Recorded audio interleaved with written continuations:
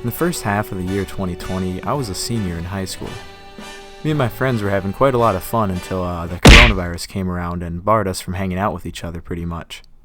We made through it by hanging out in the woods, but we figured we had to compensate for the lost time in the summer.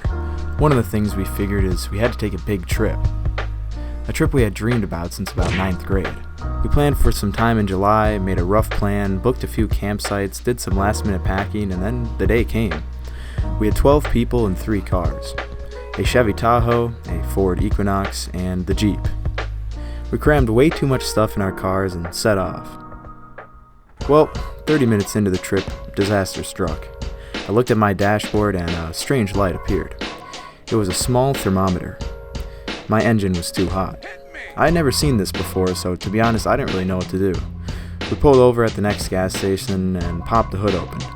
We attempted to understand how an engine works, but our little high school minds really couldn't comprehend it. We put the wrong coolant in the truck and took off. Around 30 minutes later, it came on once more, and we figured it might just be a broken light and kept driving. My engine soon began to seize up, and we could barely go 60 miles an hour on the highway and had to pull over. The engine keeps overheating.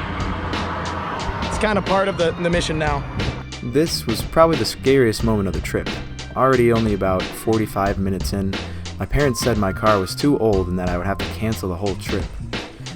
With the 2 cars already ahead of us by about an hour and a slightly broken car, I decided I would not turn around and instead push on. We did a little bit of research on the side of the road and found out that there's a way to temporarily take the heat off of your engine. This way was to blast the heat and open the windows. We also took off this top luggage thing that was, I guess, causing drag when we were driving and crammed it all into the back of the seat. Snack ass, bro. You got way too many snacks, bro.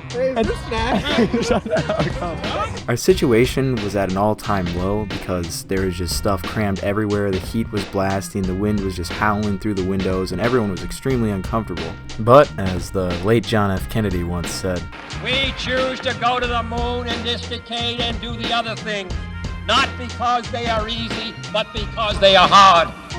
We choose to go to the moon in this decade and do the other thing, not because they are easy, but because they are hard. We choose to go to the moon in this decade and do the other thing, not because they are easy, but because they are hard. Do it right and do it first, and become the world's leading space-faring nation.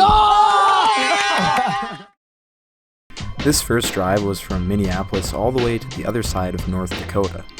It was about an 8-hour drive, but for my car it was about 12. We had to stop every 1 hour and let the engine cool, and we also could only go about 65 miles an hour. Cars were passing us the entire time, and honestly, shit sucked. But with our inspirational quotes and our music, I'd have to say it was one of the more enjoyable rides of the trip with a lot of good moments.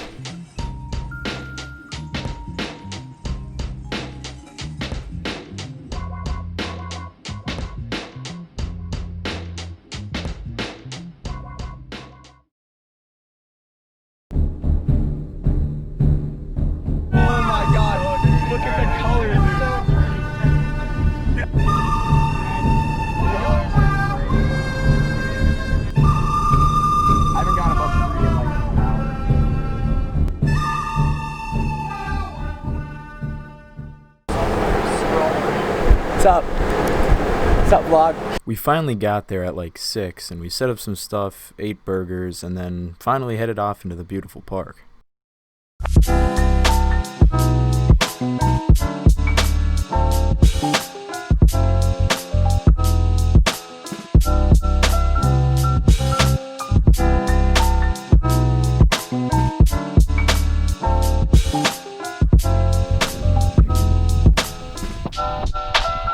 Guys, square it up, dude. No, remember, we're ignorant hikers. This is the trail, actually. Yeah. We took a wrong way on the trail. Your time has come. Oh, right on. So cool looking. Fossil? I don't know, maybe.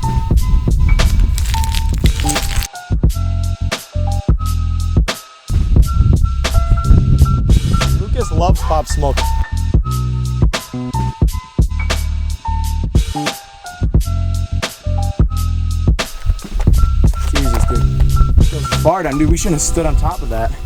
This is where the set of bone tomahawk took place.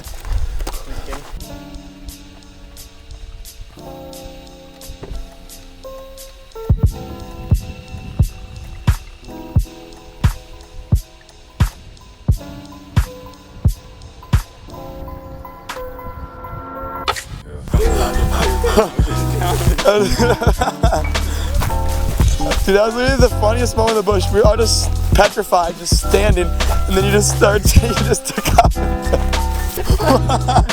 One step and you were done.